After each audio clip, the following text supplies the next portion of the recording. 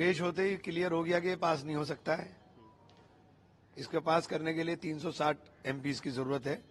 इनके पास जो मौजूद है उसमें से भी 20 गायब हो गए, क्योंकि ये देश के लिए घातक है।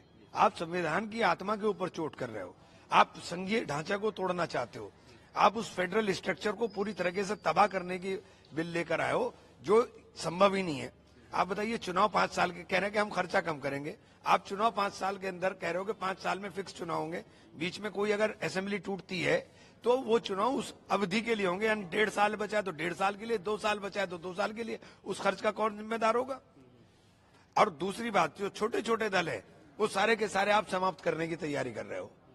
5-7 साल के अंदर, 10 साल के अंदर छोटा दल नहीं बचेगा। तो ये जो बहुदलीय प्रणाली हमारे देश के अंदर है, आप इस सिस्टम को पूरे को तबाह करना चाहते हो। जो हमारे संघीय प्रणाली है, जो फेडरल स्ट्रक्चर है, आप उस पूरे फेडरल स्ट्रक्चर को तबाह करना चाहते हो। तो मैं तो उन्हें भी बधाई दूंगा जो भाजपा के सांसद अनुपस्थित रहे, कि उनको पता है कि ये घातक है। मोहब्बत की दुकान वाले शब्द पर तंज कसा है, झूठ फैलाने के लिए कहा है कि कांग्रेस झूठ फैलाती है, 50% आरक्षण को लेकर भी बात कही है, और धर्म के आधार पर आरक्षण दिया गया उसे गैर संवैधानिक बताया। ये तमाम चीजें जो हैं उस पर आपकी प्रतिक्रिया जरूर। नहीं, देखिए, मोहब्बत की दुकान के ऊपर मोहब्बत के अल्फाज अगर आपके मुंह से निकले तो हमें भी अच्छा लगेगा। देश मोहब्बत से ही चलेगा, देश नफरत से नहीं चल सकता। इस नफरत को बोना भगवान के लिए बंद करो, ईश्वर के लिए बंद करो, खुदा के लिए बंद करो। यूसीसी पर आप प्रतिक्रिया दे दीजिए, क्योंकि पहले भी आपने दी है और अमित शाह ने इस बार, क्योंकि नेहरू जी को लेकर अब उसका भी यही हाल होगा जैसा इसका हुआ है। भाई, आज कल जो बिल लेकर आए हैं, लोगों की समझ में आ रहा है नहीं होने का। अब ये जेपीसी को चला गया, ठंडे बस्ते में चला गया, ये क्या होना है, इनमें कुछ नहीं होना है। 360 इनके पास होंगे नहीं तो चलेगा नहीं।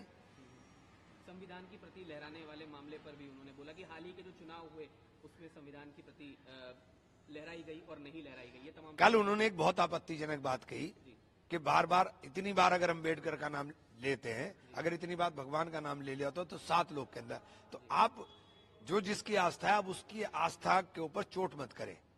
मेरा हाथ जोड़ के विनती है।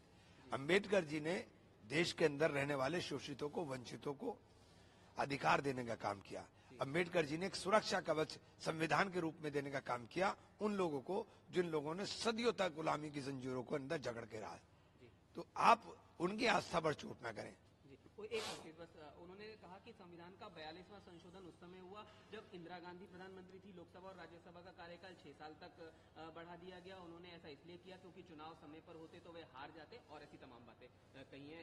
कांग्रेस के सदस्य अनुपस्थित रहने लगे क्योंकि वे विरोध नहीं कर सकते थे। एक संशोधन लाया गया जिसमें दोनों सदनों में कोरम की जरूरत नहीं, राष्ट्रपति शासन की अवधि 6 महीने तक बढ़ाई गई। पहला संशोधन अभिव्यक्ति की। अरे भैया, आप जो संशोधन लेके आए उनकी बताओ ना। आपने आरटीआई एक्ट खत्म करने के लिए आप संशोधन लेके आए, आपने प्रिवेंशन ऑफ करप्शन एक्ट खत्म करने के लिए संशोधन लेकर आए, आपने आप तो वो संशोधन लेके आए जिन संशोधनों से देश की जनता को सबसे ज्यादा नुकसान हुआ।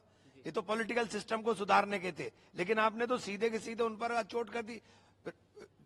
करप्शन एक्ट को आपने कमजोर करने के लिए लेकर आ गए, आप आरटीआई को कमजोर करने के लिए लेकर आ गए। क्यों? आरटीआई तो एक ऐसा हथियार था जिसके माध्यम से सारी पारदर्शिता रहती। और ईवीएम को लेकर भी उन्होंने चीजें कही। देखिए, ईवीएम एक मुद्दा है, मुद्दा था, मुद्दा रहेगा।